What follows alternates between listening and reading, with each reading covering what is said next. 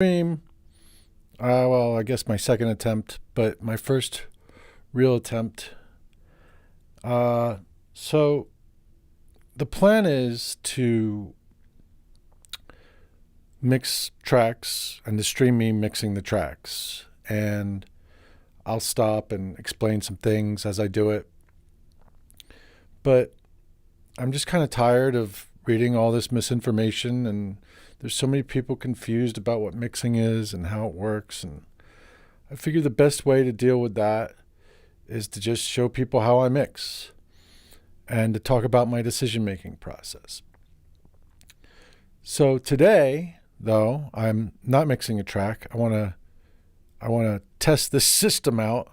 I've got my my main camera, which is on me, and I've got this little switching mechanism here. I can switch it to Logic, or I could switch it to little me on top of Logic. So, it's all great fun. So the first thing I should probably do is play a little bit of this track. This is Hustle Souls. This is the track that I'm going to be using today.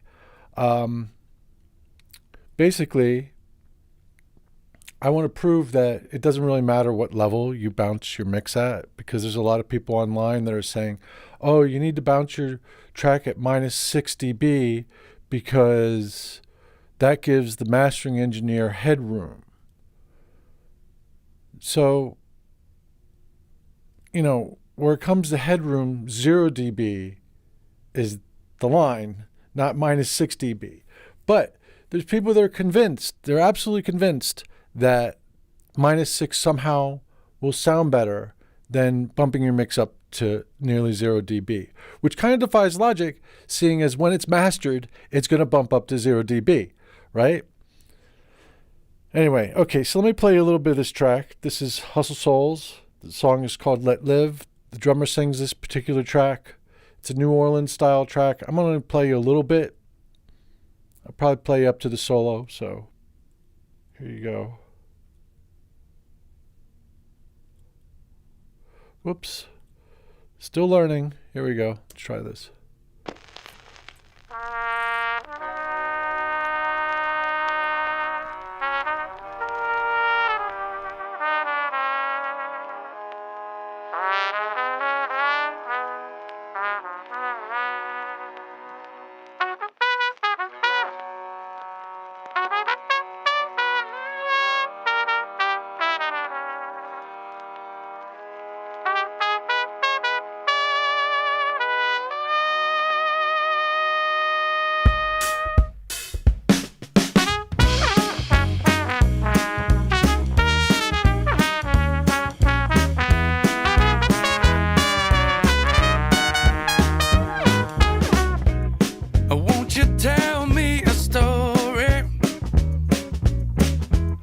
Or maybe sing me a song,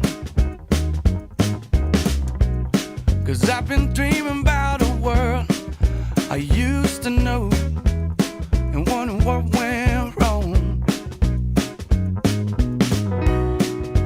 People say not so far away, all they wanna do is fight. It should have never been a problem. Didn't your mama teach you wrong from right? Well, I know live and let live were all the same. When we die,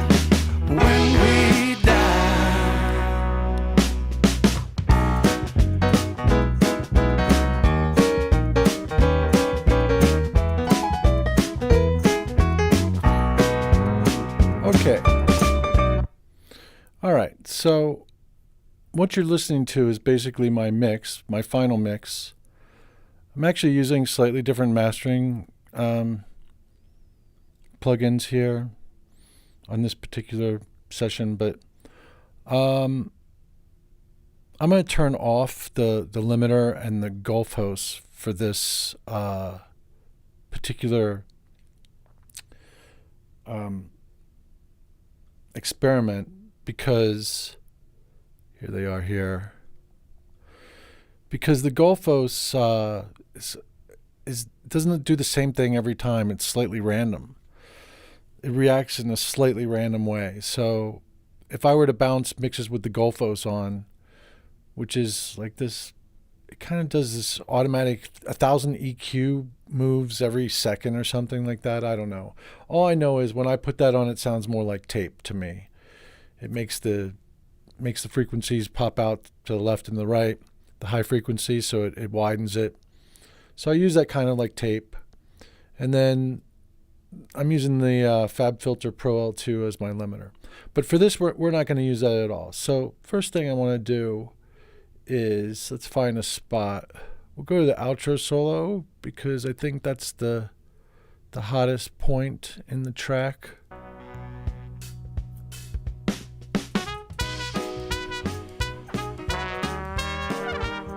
Okay, so that bounced at, or not bounced, that peaked at minus 0.05.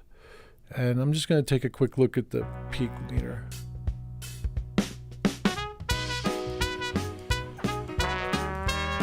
So the peak meter says 0.04, which is what kind of why on the left side, which is kind of why we want to use a peak meter if you're going to be up right against zero.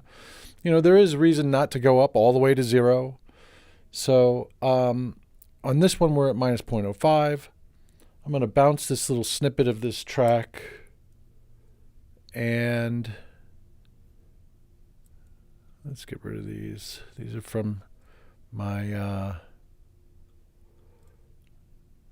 my practice rounds. Okay. So the first thing we're going to do is bounce this. Add to project. Let live. Unity level. Or we'll just call this mix level. How about that?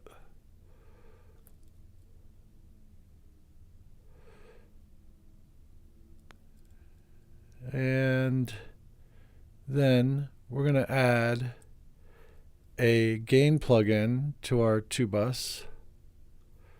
We're going to bring it down 3 dB. Okay, so let's just take a look.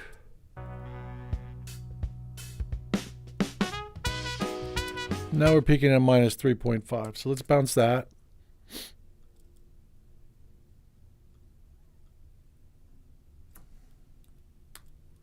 So this is a gain reduction of 3 dB. And then let's do a gain reduction of 6 dB.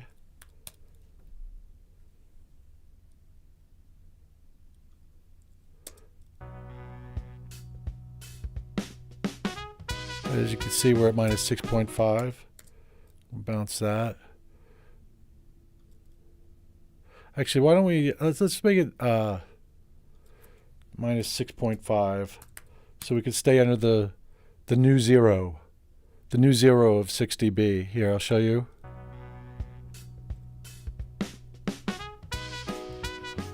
Minus 7 dB. That's cool. That's less than minus 6 dB. Minus 6.5.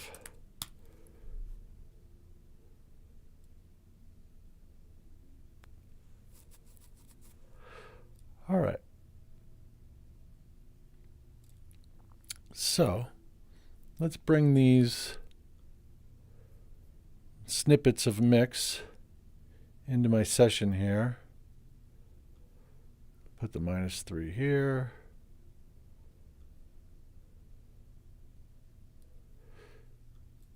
Now,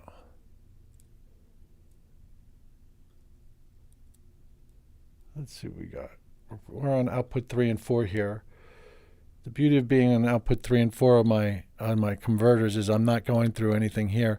Oh, and the ozone, just so you know, it's just really EQ. I got dynamic EQ and EQ. That's really not going to affect anything as far as that's going to be constant, and it's going to work the same every time I bounce it. So the first thing I want to do is I want to level match all of these. So we know that I bounced this one 3 dB less, right? So let's just make the file 3 dB louder.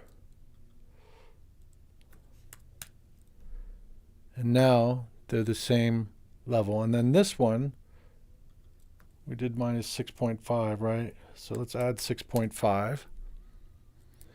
Now, if these mixes sound exactly the same, which they do, then what's going to happen is when I reverse polarity,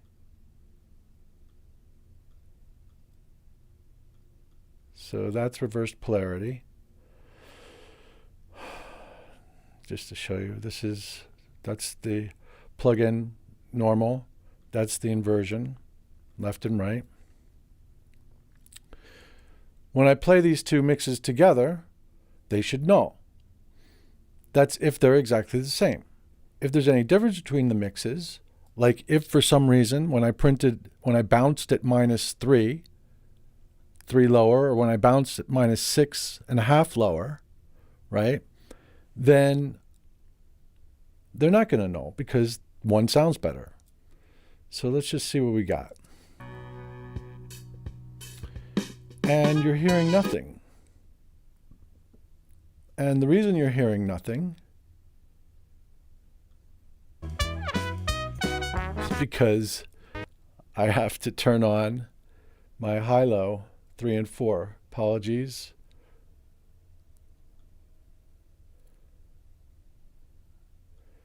Here we go. Interesting.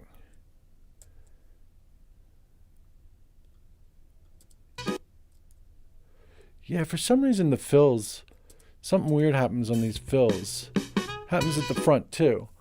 But there's obviously some difference that's happening there. But if we get into the meat of the track, you'll see that these completely null. And you can tell by that there's something going on here because you can hear the phasing.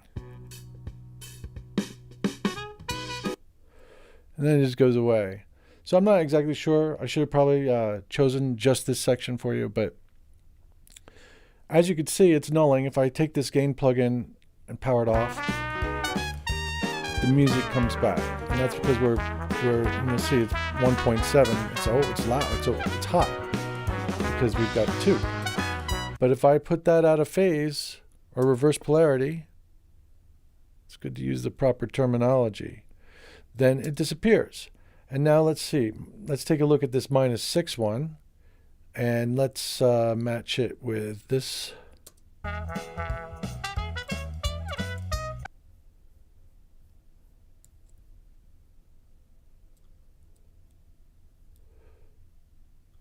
turn on the gain.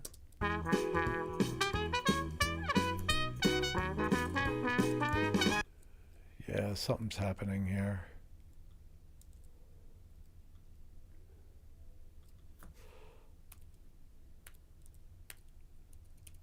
Oh, right. So, is our level not quite right?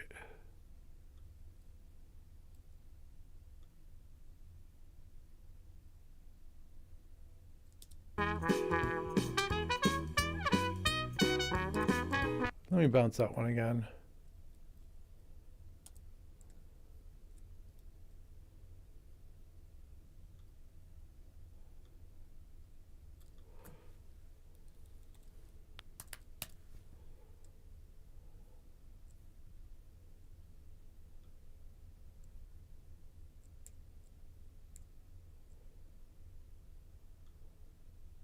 For some reason, this is not exactly at 0. These are off from each other.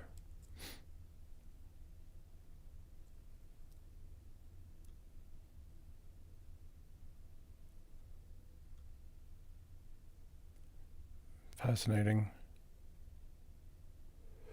So let's try it again.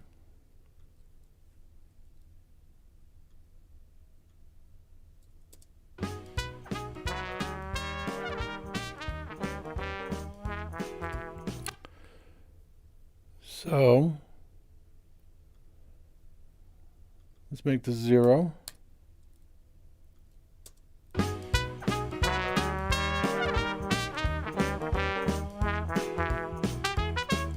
Bounce.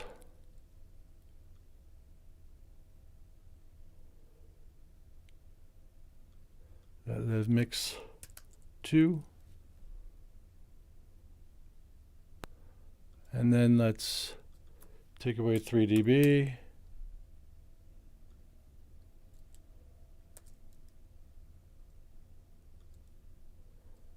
Let mix 2 minus 3.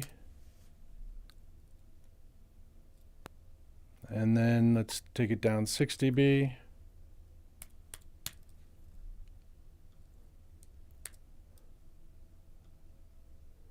Let mix 2 minus 6. And then let's get rid of these.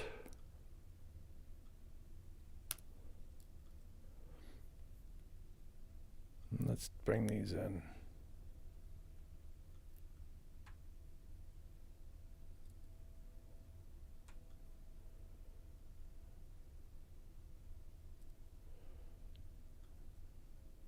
First thing, let's make sure these lined up.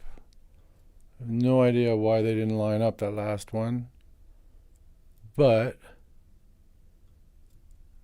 they seem to be lined up here. No, they don't. I don't know what is going on with that, folks.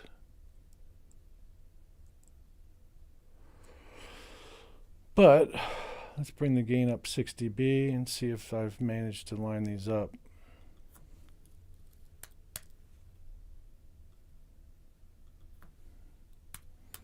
This is the problem with streaming. Everything's live. All right. Oops. 3 dB. That one's at 0. That one's plus 3. That one's plus 6. Let's just check out.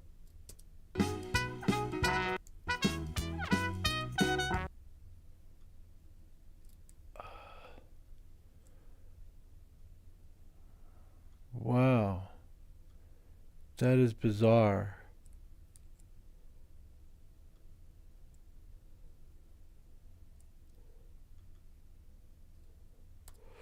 So I ran these experiments before I did this thing, and so I don't really know why this is not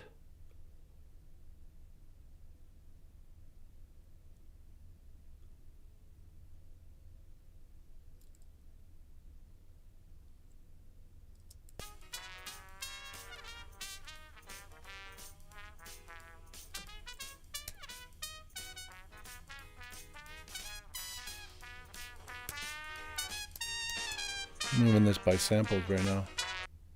There we go. So now I have them lined up exact. I honestly have no idea what the hell's going on with why these are not bouncing in alignment. Makes no sense. I can't really troubleshoot it right here. But I've lined these up to the sample, the 0 dB print and the minus 6 dB print. And they are completely nulling. When I take the gain plugin off, it comes back.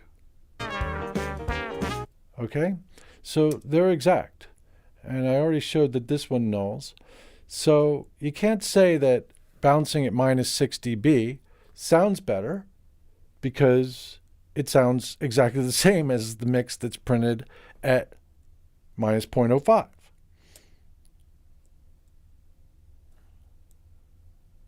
Let's see. There we go. Okay, so why do people say all the time, oh, you want to make sure that you never go above minus 6 dB? Well, I suppose it's for safety purposes, because if you're down at minus 6, then you're never going to get anywhere close to 0. But you mix for hours upon hours at a time. So, like, you're probably going to check it outside of your room more than once. So it becomes very difficult to actually bounce a mix that's going over 0. So let me show you a couple things on my session here. First of all, you'll notice that everything is bust. The kick is bust to a kick bus. All the snares are bused to a snare bus. The tom gets a bus. Overheads get a bus. Rooms get a bus. Sometimes I put the overheads and the rooms together on a bus. All the drums are then bused to an all drums bus, which goes to bus 31. Bus 31 is my all bus. So every channel is bused somewhere, and then the buses all end up at 31, which is my all bus. What does this do? It gives me basically a pre-fader ahead of my stereo output.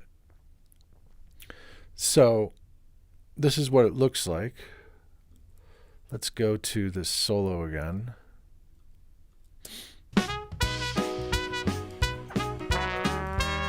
So we went over there. Let's see. Look at that. I went over. So does that matter? Well, yeah, if I bounce that like that, yeah, that would matter. That would basically clip. But if I'm going to run it into other plugins, and then the ultimate result is 0 dB FS. Whoops, we got more than one thing going here. My apologies here. Let's see what we got.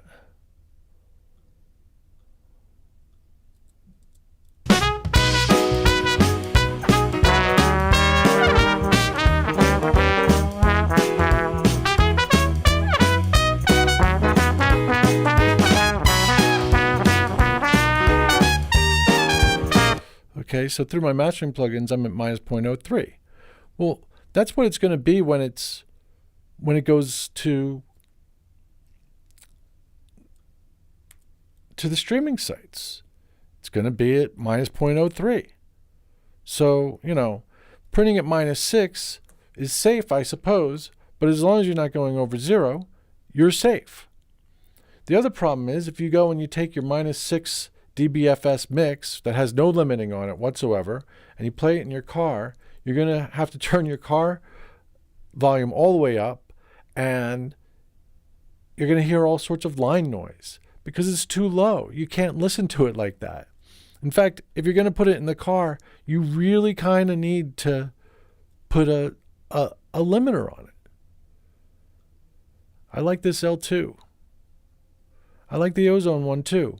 In fact, the Ozone one is really good for beginners because you can run the AI. I have Ozone 9, I have 10, and I have 11. I'm using 9 on this one. I like them all for different things, so, you can get pretty deep in all that. But, in this case, I'm using 9 to tell me to set my dynamic EQ and to set the equalizer for the whole mix. You can see it's not doing a whole hell of a lot. It's adding half a dB from 8,000 hertz up. This is adding some sub here. So the Ozone is great because you can run this master assistant and it'll set the levels for you, usually insufficient levels. You can always make it louder. You can always tell it to go louder. So I use the L2. Let me play this.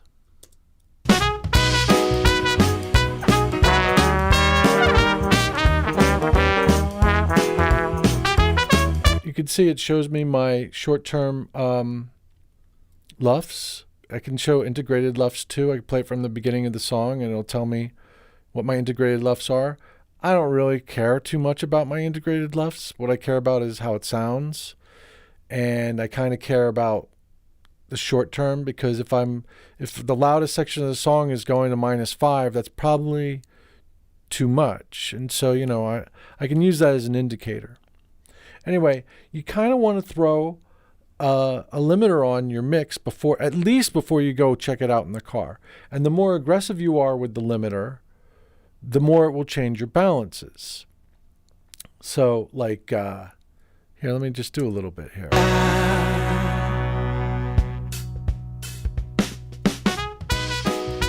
So right there, I'm at not quite -14 LUFs. That's not very loud. That's what those streaming sites recommend. It's really not very loud. And it's not as loud as people are generally mastering stuff today. Most people are going really, really loud. So, the more aggressive you get with this, the more you limit, the more you might want to go in and adjust your balances, because it does change your balances.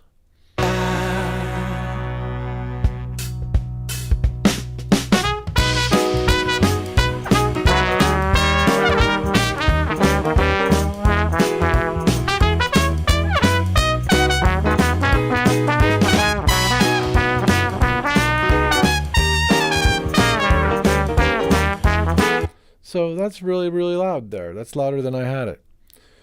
Anyway. So, yes, you can print it at minus 6 dB FS. That's fine. You can bounce your mix at that. You can bounce your mix even lower. But the problem is when you go outside of your room and you check it, and you check it in real world situations, you're going to find that it's not sufficient level. And you're really going to want to be a bit hotter, and you're really going to want to maybe throw on a limiter. Even if you're going to take the limiter off to let somebody else master it, that's fine. But if you're going to be checking how this mix of yours works outside of your mix room, then you kind of want to put it in a real world scenario. And, you don't want to be comparing mixes that have been mastered, that are loud, to your mix, because you won't be able to get a good comparison between them. You won't even be able to turn up your car stereo loud enough, honestly. So, and I went through all this. It was horrendous, taking a mix into the car. I stopped listening to mixes in the car because they sounded like shit. And they sounded like shit because they weren't loud and they weren't EQ'd at all. So they were flat. And when you were mixing on a console, you just had to do that. You had to finish your mix and you had to move on. Here, I don't have to finish my mix until tomorrow. I can finish it tomorrow. I can finish it the next day. And so I can make adjustments. I can adjust my mastering chain. I can wait until I'm done the whole album and then do my mastering chain for the whole album. Or go through and readjust, all my levels so that they all work. I do that sometimes. But this whole idea that, you have to print at minus 6 dB because that gives the mastering engineer more headroom. Well, the mastering engineer can do the same thing that I did, which is gain it up. I made this mix 3 dB louder. I made this one 6 dB louder. You think a mastering engineer can't do that? What? Oh, he's a little China doll. He's gonna break if you don't deliver your mix at minus 6 dB at the new line, the new 0 of minus 6 dB FS. I think that people do this because they get so confused about gain staging. And gain staging is really important when you're operating in an analog world. But when you're in 32-bit floating point of a DAW, then the gain staging isn't as important because I could put 100 dBFS I could put 100 dB of too much gain into an internal channel and it will not distort. Right? So, I could take this kick, I could add a gain plug-in, add 100 dB, and we're going to be crushing, 24 dB, fine. We'll do 24 dB. We're going to be crushing the 2-bus, but if I take that 24 dB away at the 2-bus, you'll see that we are not going to clip. Let me solo the kick.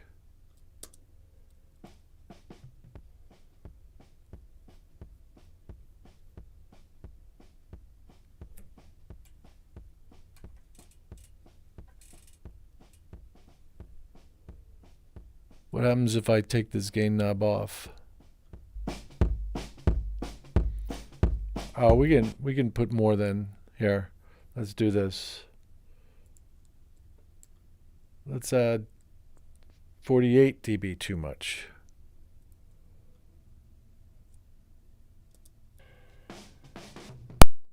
Oh yeah, see that? Now, whoops, let's take away that gain.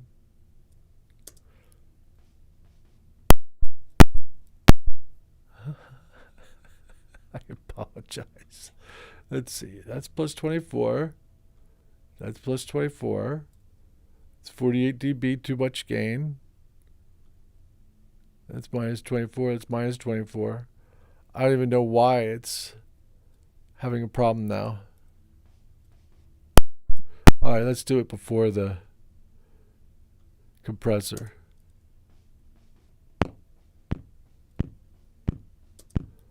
Let's bring it down here.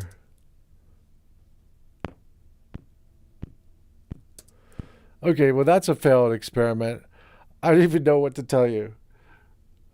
Oh my God. So let's take this off.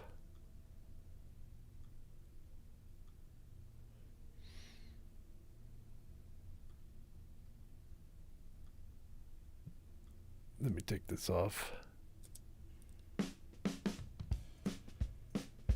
There's the drums. Let's add 24 dB of gain to the drums.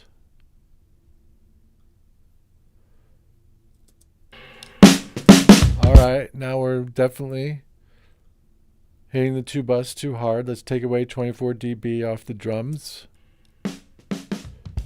Okay, so now we're adding 24 dB at the channel. You can see we're going way over, right? And I'm taking off the 24 dB at my all bus, the pre-fader.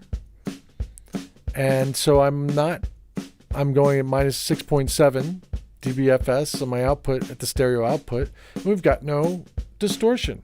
So the only place you distort is the stereo output. And the only time you're going to distort at the stereo output is when you go over 0.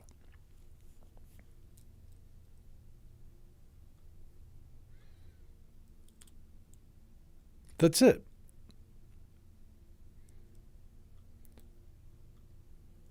Now, if you're going way over on your channels, that can be a pain in the ass later when you go to do stems. And stems are not the multi-track. Stems are stereo outputs that you create for basically that represent your mix at Unity.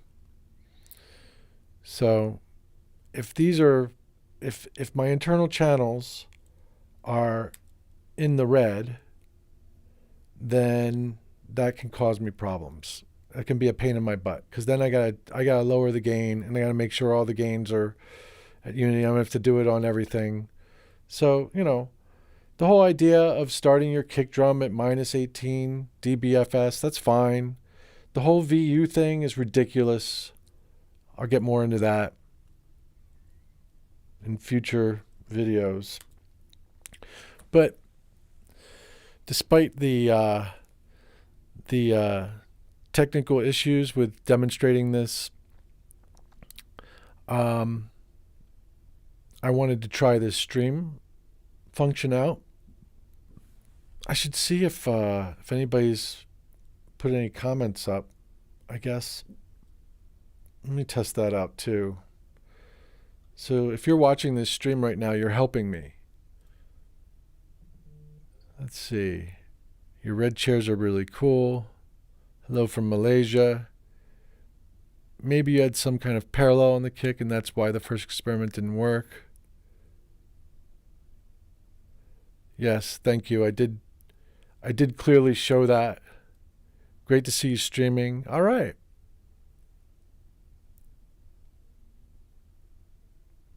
Cool.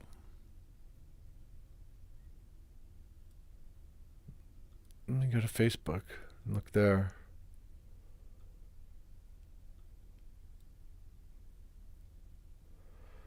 All right.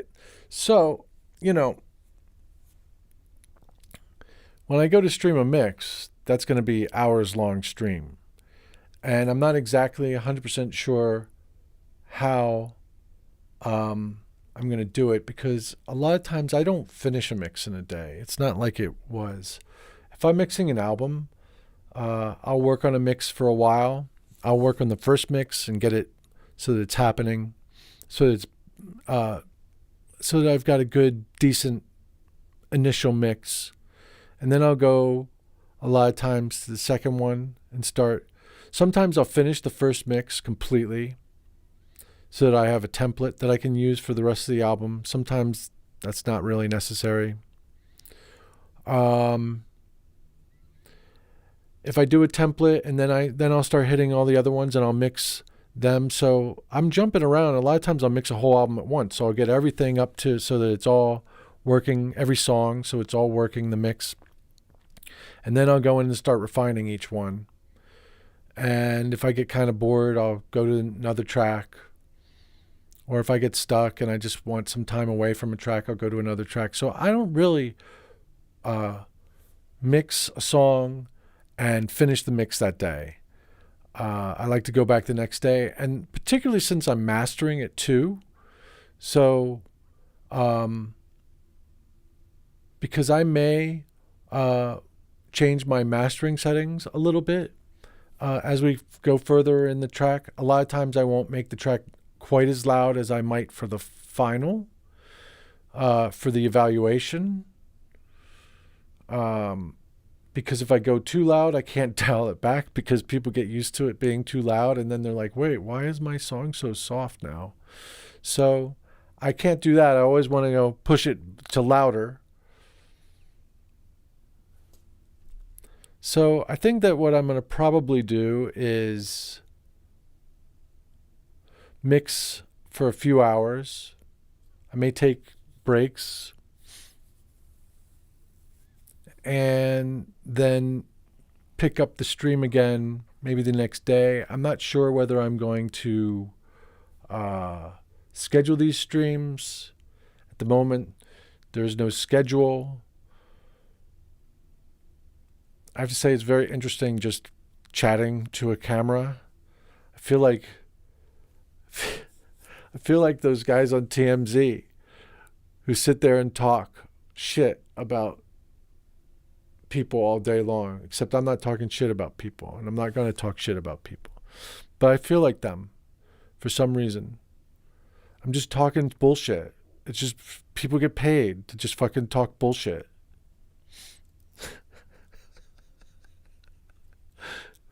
Just fucking the more bullshit you spew, just keep it going. Don't stop. Don't stop spewing the bullshit.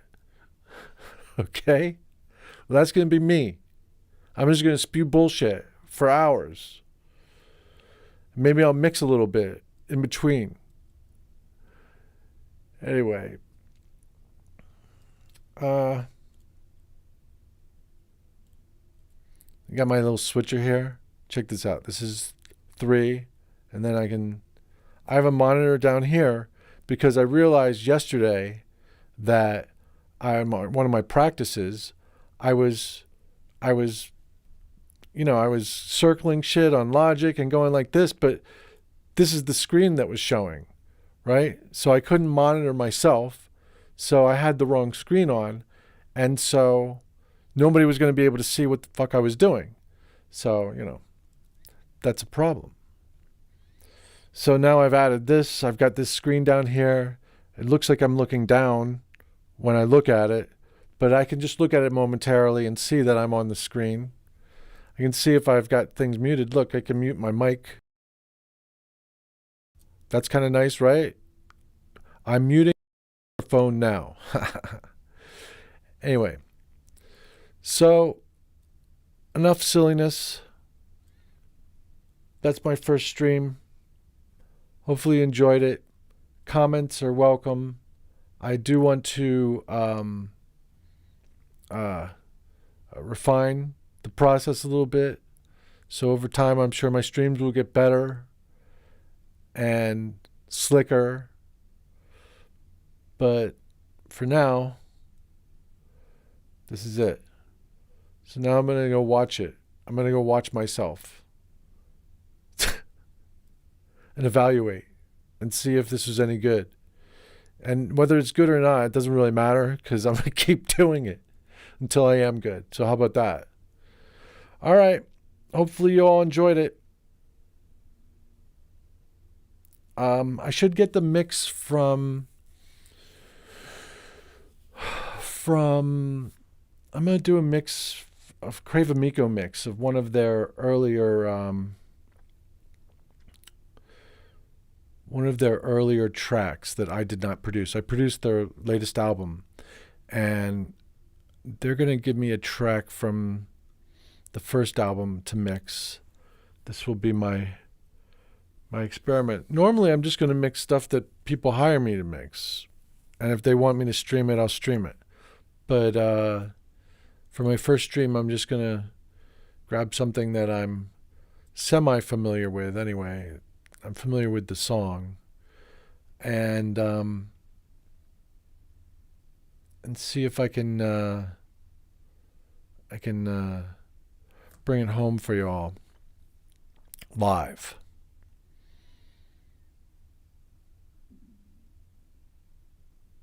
Thinking about streaming to TikTok too, and I think I streamed to Instagram, but I have no idea whether that worked or not. All right, I'm done vamping. That's it. I'll be back. Let me know what you think. Let me know what you want me to add.